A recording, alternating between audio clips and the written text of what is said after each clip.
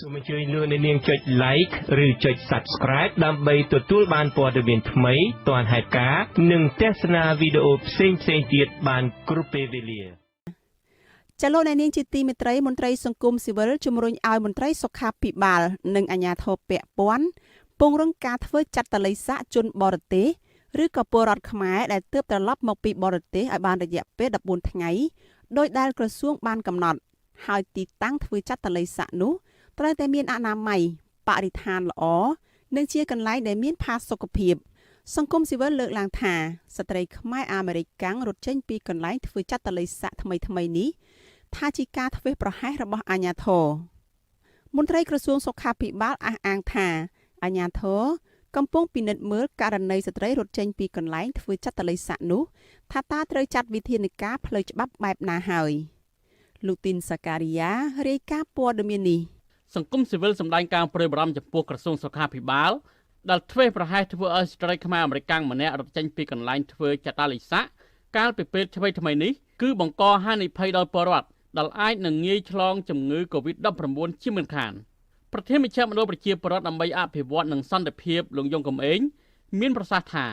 ក្រសួងសុខាភិបាលឬអាជ្ញាធរពាក់ព័ន្ធត្រូវតែទទួលខុសត្រូវលើករណីស្ត្រីរត់គេចពីកន្លែងធ្វើចាត់តល័យស័កនេះលោកបន្ថែមថាអាជ្ញាធរគួរតែមានវិធានការសមស្របជាងនេះដើម្បីធានាថារាល់អ្នកដែលស្ថិតនៅក្នុងកន្លែងធ្វើចាត់តល័យស័កទាំងអស់មិនអាចរត់គេចបានបើកាលណាតែមានការធ្វើប្រហែសគាត់ទៅចម្លងអ្នកដទៃផ្សេងទៀតអានឹងគឺធ្វើឲ្យមានបញ្ហាធំដុំកើតឡើងនៅក្នុងប្រទេសណាបាទអញ្ចឹងទេខ្ញុំថាសម្រាប់អ្នកក្រោយទៀតគួរតែមានការប្រុងប្រយ័ត្នដែរហើយជាពិសេសដែរដែលអាជ្ញាធរកម្ពុជានឹងអាចពិនិត្យមើលពីបញ្ហានេះហើយអាចនឹងចាត់វិធានការផ្សេងទៀតបាទដែលសមស្របនៅក្នុងការធានាថាកុំឲ្យមានអ្នករត់គេចដើរទំនាក់ទំនងជាមួយអ្នកដទៃដែលធ្វើឲ្យមានការប្រឈមនៃការចម្លងការលើកឡើងរបស់មន្ត្រីសង្គមស៊ីវិលនេះនៅបន្ទាប់ពីស្ត្រីខ្មែរអាមេរិកម្នាក់បានរត់ចេញពីកន្លែងធ្វើចាត់តល័យស័កនៅក្នុងសន្តាគារមួយកន្លែងក្នុងរាជធានីភ្នំពេញក្រោយពីបានធ្វើដំណើរតាមជើងយន្តហោះជាមួយនឹងមន្ត្រីស្ថានទូតអាមេរិកចំនួន2នាក់ពិនិត្យឃើញថាវិជ្ជមានជំងឺ Covid-19 ក្រោយពីបានធ្វើដំណើរតាមជើងយន្តហោះពីប្រទេសកូរ៉េខាងត្បូងមកកាន់កម្ពុជាកាលពីថ្ងៃទី15កក្កដាសមត្ថកិច្ចខេត្តកំពង់ចាមបានរកឃើញស្ត្រីរូបនេះដែលសង្ស័យថាឆ្លងជំងឺ Covid-19 ហើយត្រូវក្រសួងសុខាភិបាលដាក់ឲ្យស្ថិតនៅដាច់ដោយឡែកនៅក្នុងសន្តាគារមួយកន្លែងក្នុងរាជធានីភ្នំពេញអ្នកនាំពាក្យក្រសួងសុខាភិបាលអ្នកស្រីអវ៉ាន់ឌីនប្រាប់អាស៊ីសេរីនៅថ្ងៃទី19កក្កដាថាស្ត្រីឈ្មោះ Vera Rose បច្ចុប្បន្នកំពុងស្នាក់នៅក្នុងសន្តាគារផ្កាឈូកទឹបក្នុងទីរួមខេត្តកំពង់ចាមអ្នកស្រីបញ្ជាក់ថាក្រសួងសុខាភិបាលតម្រូវឲ្យធ្វើចាត់តល័យស័កចំនួន14ថ្ងៃនៅក្នុងសន្តាគារដែលស្ត្រីរូបនេះស្នាក់នៅអ្នកស្រីបន្ថែមថាបើសិនជាគេរកឃើញថាស្ត្រីរូបនេះមានសុខភាពល្អទើបអនុញ្ញាតឲ្យចេញដើរជាសាធារណៈបានស្ត្រីខ្មែរអាមេរិកឈ្មោះ Vera Rose អាយុ37ឆ្នាំមិនបានប្រាប់ពីមូលហេតុនៃការរត់គេចចេញពីការធ្វើចាត់តល័យស័ករបស់ក្រសួងសុខាភិបាលនោះទេលោកស្រីគ្រាន់តែនិយាយប្រាប់សារព័ត៌មាននៅក្នុងស្រុកថាលោកស្រីបានធ្វើដំណើរតាមរថយន្តតាក់ស៊ីពីភ្នំពេញមកខេត្តកំពង់ចាមមកដល់ទីរួមខេត្តកំពង់ចាមលោកស្រីបានចេញទៅពិសាអាហារនៅផ្សារមួយកន្លែងក្នុងទីរួមខេត្តហើយមិនបានចេញទៅទីណាផ្សេងទៀតនោះទេអ្នកស្រីអវ៉ាន់ឌីនបញ្ជាក់ថាលោកស្រី Vera Rose លួចរត់ចេញពីកន្លែងធ្វើចាត់តល័យស័កដោយមិនបានស្នើសុំត្រឹមត្រូវពីសមត្ថកិច្ចនេះជាទង្វើលួចចេញដោយមិនគោរពតាមវិធានការចាត់តល័យស័កសម្រាប់គ្រប់គ្រងប្រទេសក្នុងគ្រាមានការរាតត្បាតជំងឺឆ្លងជាអន្តរជាតិករណីនេះអ្នកស្រីថាទាមទារពេលវេលាបន្តិចសិនដើម្បីឲ្យក្រុមការងារថ្នាក់ក្រោមជាតិមានអាជ្ញាធរខេត្តដឹកនាំកំពុងធ្វើការងារនេះបន្តទៀតទោះបីជាយ៉ាងនេះក្តីលោកយងកំឯងបន្ថែមថាដើម្បីឲ្យអ្នកធ្វើដំណើរត្រឡប់ពីបរទេសរួមទាំងជនបរទេសផងគោរពតាមលក្ខខណ្ឌឬវិធានធ្វើចាត់តល័យស័ករបស់ក្រសួងសុខាភិបាលបាននោះក្រសួងសុខាភិបាលត្រូវអប់រំនិងរៀបចំកន្លែងស្នាក់នៅឲ្យបានសមរម្យហើយត្រូវកំណត់ការត្រួតពិនិត្យឲ្យបានត្រឹមត្រូវនិងទៀងទាត់នៅកន្លែងធ្វើចាត់តល័យស័កការប្រុងប្រយ័ត្ននេះត្រូវតែមានការដាក់ការយាមការមានយាមមានវេនមានអ្នកទទួលខុសត្រូវច្បាស់លាស់មានការត្រួតពិនិត្យត្រឹមត្រូវបាទនឹងទាំងអស់ហ្នឹងគឺអាចជួយអាចធ្វើឲ្យគាត់អាចរត់គេចបានដែរបាទហើយក៏ឲ្យមានការប្រស្រ័យទាក់ទងជាមួយពួកគាត់ដោយវិធីណាដែលខាងក្រសួងសុខាភិបាលបានរៀបចំហ្នឹងបាទ ថាតើអាចតាក់ទងគាត់វាមិនដើម្បីផ្ដល់ព័ត៌មានទៅវិញទៅមកឲ្យគាត់ឲ្យបានជាប្រចាំណាបាទ លោកនាយករដ្ឋមន្ត្រីហ៊ុនសែនបានចេញសេចក្តីណែនាំតាមរយៈទំព័រ Facebook នៅថ្ងៃទី19 កក្កដាឲ្យប្រជាពលរដ្ឋទាំងអស់បន្តការប្រុងប្រយ័ត្នផ្ទាល់ខ្លួនការពារពីការឆ្លងជំងឺ Covid-19 ដោយត្រូវគោរពតាមការណែនាំរបស់ក្រសួងសុខាភិបាលលោកហ៊ុនសែនបន្ថែមថាសម្រាប់បុគ្គលដែលត្រូវធ្វើចតាលិស័កចំនួន14ថ្ងៃចាំបាច់ត្រូវតែគោរពគោលការណ៍និងអនុវត្តវិធានការចតាលិស័កឲ្យបានហ្មត់ចត់ត្រឹមត្រូវទាំងជនជាតិខ្មែរទាំងជនបរទេសទាំងអស់ដែលរស់នៅនិងចូលមកកម្ពុជាគិតត្រឹមថ្ងៃទី18 កក្កដាអ្នកជំងឺ Covid-19 មានចំនួន171អ្នកហើយនៅកម្ពុជាចាប់តាំងពីជំងឺនេះបានផ្ទុះឡើងតាំងពីចុងខែធ្នូឆ្នាំ2019មកខ្ញុំទីនសាការីយ៉ាស៊ីសេរីប្រធានីវ៉ាស៊ីនតោន ចលនានាងជាទីមេត្រីចំនួនដីធ្លីនៅតាមបណ្ដោយព្រំដែនកម្ពុជាវៀតណាមកំពុងរុញច្រានឲ្យពលរដ្ឋមួយចំនួនជួបការលំបាកក្នុងការប្រកបរបរចិញ្ចឹមជីវិតតួយ៉ាងដូចជាក្រុមអ្នកភូមិត្រពាំងផ្លុងស្រុកពញាក្រែកមួយចំនួនលើកឡើងថាពួកគេកំពុងប្រឈមបាត់បង់មុខរបរនិងត្រៀមនាំគ្នាចំណាក់ស្រុកដើម្បីស្វែងរកការងារធ្វើទៅស៊ីឈ្នួលជំរះស្មៅនិងដាំដំឡូងមីឲ្យគេក្រែងបានប្រាក់ខ្លះសម្រាប់ដោះស្រាយជីវភាពតើមានមូលហេតុអ្វីខ្លះដែលនាំឲ្យពលរដ្ឋនៅក្នុងភូមិជាប់ព្រំដែនកម្ពុជាវៀតណាមសម្រេចចិត្តចាក់ចោលភូមិកំណើតតពីដូនតាបែបនេះចាលោកអ្នកនាងនឹងបានស្ដាប់សេចក្តីរាយការណ៍ពិស្ដារជុំវិញរឿងនេះនៅពេលបន្តិចទៀតនេះ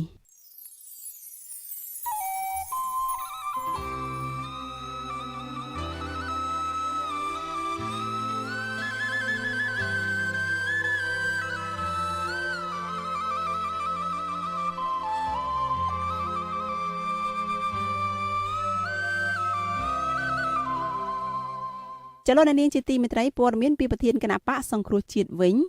អ្នកខ្លាំមើលថាលោកកឹមសុខាចេញទៅក្រៅផ្ទះបានចំណេញជាងនៅក្នុងផ្ទះនិងជាការសម្រេចចិត្តមួយដ៏ត្រឹមត្រូវការលើកឡើងបែបនេះគណៈប្រធានគណៈបកសង្គ្រោះជាតិលោកកឹមសុខាបានធ្វើដំណើរទៅខេត្តមួយចំនួនក្នុងនោះរួមមានខេត្តបន្ទាយមានជ័យពោធិ៍សាត់ត្បូងឃ្មុំនិងខេត្តសៀមរាបអ្នកសិក្សាការអភិវឌ្ឍសង្គមបណ្ឌិតសេងសារីសង្កេតឃើញថាចាប់តាំងពីលោកកឹមសុខាបានចូលរួមពិធីបុណ្យសពម្ដាយក្មេកលោកហ៊ុនសែនមកលោកកឹមសុខាបានធ្វើដំណើរចេញក្រៅផ្ទះជាច្រើនដងអ្នកវិភាគរូបនេះយល់ថាការសម្រេចចិត្តចេញក្រៅរបស់លោកកឹមសុខាហាក់យឺតពេលបន្តិចប៉ុន្តែជាការសម្រេចចិត្តត្រឹមត្រូវមួយបាទទោះបីបណ្ឌិតសេងសារីយល់ថានេះជាសិទ្ធិរបស់លោកក្តីក៏លោកកឹមសុខាត្រូវមានការប្រុងប្រយ័ត្នផ្លូវច្បាប់ជៀសវាងការចោទប្រកាន់ណាមួយពីតុលាការជាការសម្រេចចិត្តមួយដែលទោះបីយឺនបន្តិចមែនក៏ប៉ុន្តែក៏ជាការសម្រេចចិត្តមួយត្រឹមត្រូវទី2ធ្វើឲ្យអ្នកគ្រប់គ្រងហ្នឹងគាត់មើលឃើញពីសកម្មភាពរបស់គាត់ផងយ៉ាងហោចណាស់ក៏ឃើញគាត់ដើរហើរបានអីចឹងឡើងវិញទី3បង្ហាញអំពីការធ្វើនយោបាយបែបសកម្មអហិង្សាបែបសកម្មមិនមែនអហិង្សាបែបអសកម្មទេដើម្បីឲ្យអ្នកគ្រប់គ្រងហ្នឹងបានឃើញមុខបានឃើញកម្មភាពទោះបីសកម្មភាពហ្នឹងមិនមែនជាសកម្មភាពនយោបាយក៏ដោយប៉ុន្តែទស្សនៈរបស់ខ្ញុំឲ្យតែអ្នកនយោបាយទោះបីអង្គុយផឹកកាហ្វេហ្នឹងក៏ជាសកម្មភាពនយោបាយដែរអនុប្រធានសមាគមនិស្សិតបញ្ញវន្តខ្មែរលោកមានព្រហ្មនីយល់ថាការចេញទៅក្រៅផ្ទះរបស់លោកកឹមសុខានៅក្នុងរយៈពេលចុងក្រោយនេះក្រៅតែពីការប្រើប្រាស់សិទ្ធិដែលតុលាការបានកំណត់គឺអាចធ្វើឲ្យលោកកឹមសុខាមានឱកាសជួបពលរដ្ឋទូទៅឬក៏បេសកជនរបស់លោកនិងអាចធ្វើឲ្យអ្នកគាំទ្ររបស់លោកបានឃើញវត្តមានរបស់លោកអ្នកឃ្លាំមើលរូបនេះយល់ថាការចេញធ្វើដំណើរតាមបណ្ដាខេត្តរបស់លោកកឹមសុខាអាចចំណេញជាងពេលលោកនៅតែក្នុងផ្ទះជារដ្ឋនិតគាត់ទឹកប្រជាពលរដ្ឋអញ្ចឹងវាជារឿងរបស់អ្នកនយោបាយហើយអានឹងវាអញ្ចឹងវាត្រូវប៉ុន្តែវាមិនមានសេរីភាពទៅនយោបាយទេប៉ុន្តែគាត់ចង់ឲ្យប្រជាពលរដ្ឋឃើញគាត់កំភ្លេចមុខគាត់វាជាជាក់ស្ដែងអញ្ចឹងប្រធានគណៈបកសង្គ្រោះជាតិលោកកឹមសុខាដែលកំពុងរងបទចោទពីតុលាការបានធ្វើដំណើរទៅមើលចំការរបស់លោកមួយកន្លែងនៅក្នុងខេត្តត្បូងឃ្មុំទៅសួរសុខទុក្ខអតីតសហការីរបស់លោកនៅក្នុងស្រុកមង្គលបុរីខេត្តបន្ទាយមានជ័យឈ្មោះហងសំចិត្តដែលកំពុងមានជំងឺហើយលោកក៏បានទៅអុជធូបបួងសួងនៅរមណីយដ្ឋានអុកញ៉ាឃ្លាំងមឿងនៅក្នុងខេត្តពោធិ៍សាត់រួចក៏បន្តដំណើរឈៀងចូលមើលប្រាសាទបុរាណនៅក្នុងខេត្តសៀមរាបជាដើមសកម្មភាពនៃការធ្វើដំណើររបស់មេបកប្រឆាំងរូបនេះភាគច្រើនត្រូវបានបង្ហោះចែកចាយដោយមនុស្សចំណិតរបស់លោកគឺលោកមុតចន្ទថាដែលជាមន្ត្រីខុទ្ទកាល័យរបស់លោកកឹមសុខាអ្នករួមដំណើរជាមួយលោកកឹមសុខាមានភរិយារបស់លោកក្រុមមេធាវីការពីក្តីមន្ត្រីជាន់ខ្ពស់របស់លោកកឹមសុខាដូចជាលោកយ៉ែមពញ្ញរិទ្ធជាដើមក្នុងដំណើរទស្សនកិច្ចនេះ គេក៏ឃើញលោកកឹមសុខាជួបសំណេះសំណាលជាមួយនឹងពលរដ្ឋអាជីវករអ្នកធ្វើការផ្នែកអនាម័យនិងឆ្មាំការពារប្រាសាទជាដើមមេធាវីការពារក្តីឲ្យលោកកឹមសុខាម្នាក់អ្នកស្រីមេងសុភារីឲ្យអាស៊ីសេរីដឹងនៅថ្ងៃទី19ខែកក្កដាថាចាប់តាំងពីតុលាការអនុញ្ញាតឲ្យលោកកឹមសុខាអាចធ្វើដំណើរចេញក្រៅប្រទេសបានកាលពីឆ្នាំ2019មកយូរម្ដងលោកកឹមសុខាក៏ចេញទៅក្រៅប្រទេសដែរប៉ុន្តែមិនបានផ្សព្វផ្សាយជាសាធារណៈអ្នកស្រីមេធាវីបន្តថាការចេញក្រៅប្រទេសរបស់លោកកឹមសុខានៅពេលនេះគឺលោកចង់ឃើញការរស់នៅរបស់ប្រជាពលរដ្ឋនិងចង់ស្រូបយកខ្យល់អាកាសខាងក្រៅធម្មតាមនុស្សយើងនៅក្នុងផ្ទះយូរគឺតបប្រមល់ហើយណាមួយគាត់ចង់ចេញក្រៅផ្ទះមើលទេសភាពមើលអីមើលជីវភាពប្រជាពលរដ្ឋផងហើយក៏ចង់ទៅស្រូបចោលអាកាសបរិសុទ្ធទៅផងដើម្បីសុខភាពអញ្ចឹងចា៎ប្រធានគណៈបក្សសង្គ្រោះជាតិលោកកឹមសុខាត្រូវសមត្ថកិច្ចចាប់ខ្លួនទាំងកណ្ដាលអាត្រៀតថ្ងៃទី2ឈានចូលថ្ងៃទី3ខែកញ្ញាឆ្នាំ2017ក្នុងពេលលោកកំពុងមានអភ័យឯកសិទ្ធិសភាកាលពីថ្ងៃទី10ខែវិច្ឆិកាឆ្នាំ2019តុលាការក្រុងភ្នំពេញបានសម្រេចកែប្រែលក្ខខណ្ឌកាតព្វកិច្ចមួយចំនួនសម្រាប់លោកកឹមសុខាតុលាការបានអនុញ្ញាតឲ្យលោកកឹមសុខាអាចធ្វើដំណើរនៅក្នុងប្រទេសបានប៉ុន្តែមិនឲ្យហួសពីព្រំប្រទល់ដែនរបស់កម្ពុជាឡើយហើយក៏មិនឲ្យលោកធ្វើសកម្មភាពនយោបាយនោះដែរក្រៅពីនេះតុលាការបានតម្រូវឲ្យលោកទៅឆ្លើយតបនឹងការកោះហៅពីគ្រប់សមត្ថកិច្ចបន្ទាប់ពីលោកកឹមសុខាបានទទួលសេរីភាពខ្លះៗឯកអគ្គរដ្ឋទូតរបស់ប្រទេសប្រជាធិបតេយ្យធំៗនៅក្នុងពិភពលោកបានបណ្ដាក់គ្នាចូលជួបសួរសុខទុក្ខជាបន្តបន្ទាប់និងទាមទាររដ្ឋាភិបាលលោកហ៊ុនសែនទម្លាក់ចោលបទចោទប្រកាន់លើលោកកឹមសុខានិងផ្ដល់សិទ្ធិនយោបាយនិងសេរីភាពពេញលេញដល់មេបកប្រឆាំងរូបនេះលោកមុតចន្ទថាបានសរសេរនៅលើ Facebook របស់លោកថាលោកកឹមសុខាតែងតែផ្សារភ្ជាប់ជាមួយនឹងជីវិតរស់នៅផ្ទាល់របស់ប្រជាពលរដ្ឋខ្មែរបើទោះបីជាស្ថិតនៅក្នុងស្ថានភាពណាក៏ដោយឲ្យតែគាត់មានលទ្ធភាពនិងមានឱកាស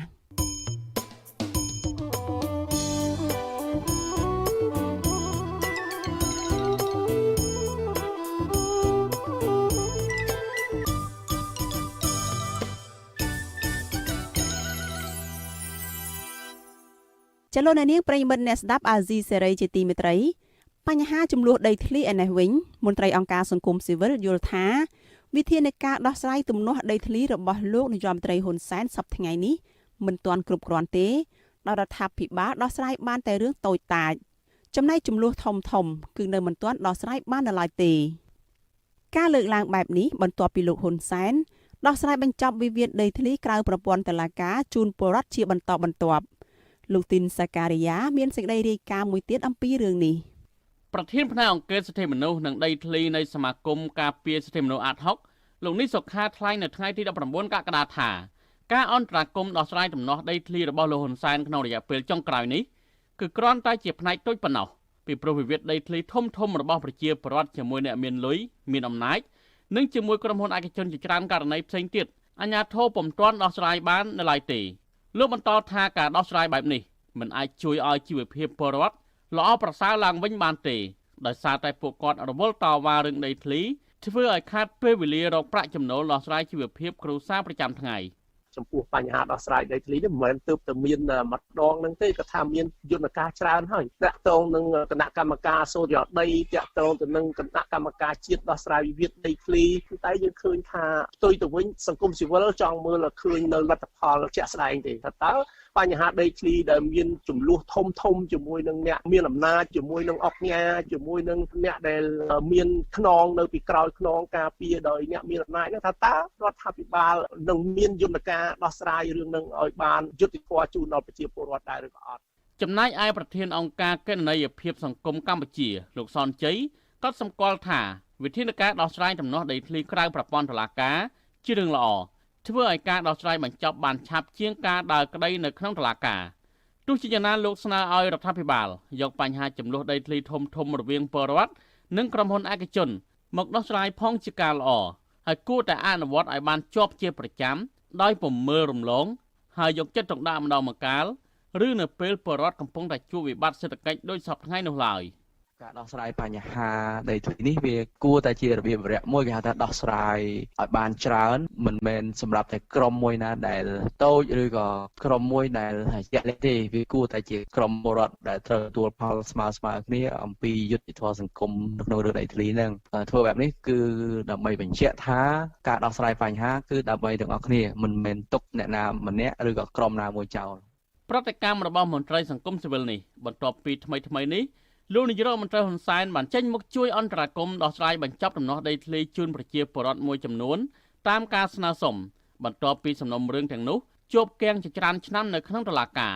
ចំនួនដីធ្លីដែលលោកហ៊ុនសែនជួយអន្តរាគមន៍ដោះស្រាយទាំងនោះដូចជាករណីចំនួនដណ្ដើមដីធ្លីរវាងបរិសុជនជាតិអូស្ត្រាលីម្នាក់ជាមួយអតីតមិត្តស្រីជនជាតិខ្មែរនៅខេត្តកំពតករណីចុងក្រោយនេះប្រព័ន្ធឃោសនារបស់លោកហ៊ុនសែនបានចុះផ្សាយថាលោកហ៊ុនសែនបានផ្ដល់យុត្តិធម៌ជូនប្រជាពលរដ្ឋចំនួន240នាក់នៅស្រុកកំពង់ត្រាចខេត្តកំពតពាក់ព័ន្ធករណីក្រុមគ្រួសារមន្ត្រីសាលាស្រុកកំពង់ត្រាចម្នាក់ឈ្មោះសៅទីនបានព្យាយាមចាក់ដីលុបចំណីបឹងដែលជាដីរដ្ឋបំរុងយកធ្វើជាកម្មសិទ្ធិផ្ទាល់ខ្លួនពាក់ព័ន្ធនឹងការដោះស្រាយបញ្ហាចំនួនដីធ្លីនេះប្រធានអង្គភិបអ្នកនាំពាក្យរដ្ឋាភិបាលលោកផៃស៊ីផានវិញធ្លាប់អះអាងថាអាជ្ញាធរដោះស្រាយបានបញ្ហាផ្សេងៗរួមទាំងបញ្ហាដំណោះដីធ្លីផងបានប្រមាណជា 70% ក្នុងចំណោមបញ្ហាដែលកើតមានបច្ចុប្បន្នគិតត្រឹមថ្ងៃទី18មិថុនាលោកបញ្ជាក់ទៀតថាបញ្ហាទាំងនេះភាគច្រើនដោះស្រាយបានជោគជ័យតាមរយៈវេទិកាសាធារណៈដែលវេទិកានេះមានប្រយោជន៍ខ្លាំងដល់ប្រជាពលរដ្ឋនៅតាមមូលដ្ឋានទោះបីជាបែបនេះក្តីមន្ត្រីអង្គការសង្គមស៊ីវិលជំរុញឲ្យលោកនាយរដ្ឋមន្ត្រីហ៊ុនសែនឬរដ្ឋាភិបាលយកចិត្តទុកដាក់ដោះស្រាយករណីចំនួនដីធ្លីធំៗដែលប៉ះពាល់ដល់ប្រជាពលរដ្ឋជាច្រើនគ្រួសារពួកគេក៏សម្គាល់ថាបញ្ហាដំណោះដីធ្លីធំៗទាំងនោះមានជាច្រើនករណីដូចជាដំណោះដីធ្លីរវាងប្រជាពលរដ្ឋភូមិឡពីងជាមួយក្រុមហ៊ុន KDC របស់អ្នកស្រីជាខេងប្រពន្ធលោកស៊ុយសែមរដ្ឋមន្ត្រីក្រសួងរាយនឹងធម្មពលនៅខេត្តកំពង់ឆ្នាំងដំណោះដីធ្លីរវាងប្រជាពលរដ្ឋជាមួយក្រុមហ៊ុនស្ករអំពៅរបស់លោកអង្គញាលីយ៉ុងផាត់នៅខេត្តកោះកុងនិងដំណោះដីធ្លីរវាងប្រជាពលរដ្ឋនិងប្រជាពលរដ្ឋនៅឃុំបឹងប្រាមខេត្តបាត់ដំបងព្រមទាំងចំនួនដីធ្លីជាច្រើនករណីផ្សេងទៀតមិនទាន់ដោះស្រាយបាននៅឡើយទេទាក់ទងនឹងចំនួនដីធ្លីរ៉ាំរ៉ៃដែលមិនទាន់ដោះស្រាយបាននេះកាលពីពេលថ្មីនេះរដ្ឋមន្ត្រីក្រសួងមហាផ្ទៃលោកសខេងបានប្រកាសទទួលស្គាល់ថាចំនួនដីធ្លីរ៉ាំរ៉ៃនឹងកំពុងតែកើតឡើងជាហូរហែនេះគឺដោយសារតែមានការជាប់ពាក់ព័ន្ធនឹងមន្ត្រីជាន់ខ្ពស់រដ្ឋាភិបាលហើយធ្វើឲ្យលោករងកម្មក្នុងការដោះស្រាយខ្ញុំទីនសាការីយ៉ាសិរីប្រធានីវ៉ាស៊ីនតោនលោកអ្នកនាងកំពុងស្ដាប់ការផ្សាយរបស់អាស៊ីសេរីពីរដ្ឋធានី Washington មន្ត្រីយោធាវ័យក្មេងដែលបានអាហារូបករណ៍ទៅរៀននៅសាលាបណ្ឌិតយោធា West Point របស់អាមេរិកអះអាងថារូបគេចង់ជួយអភិវឌ្ឍវិស័យការពារជាតិរបស់កម្ពុជាក្រោយបញ្ចប់ការសិក្សាតែការបដិញ្ញាចិត្តបែបនេះអាចឲ្យរូបគេគេចផុតពីការរិះគន់ថានឹងមិនអាចយកចំណេះដឹងទាំងនោះមកជួយឲ្យមានការផ្លាស់ប្ដូរឡើយគឺបានត្រឹមតែជួយពង្រឹងអំណាចឪពុកនិងពួកបកកាន់អំណាចនោះដែរឬទេចាលោកនាងនឹងបានស្ដាប់សេចក្តីរាយការណ៍នេះពឹស្ដានៅពេលបន្តិចទៀតនេះ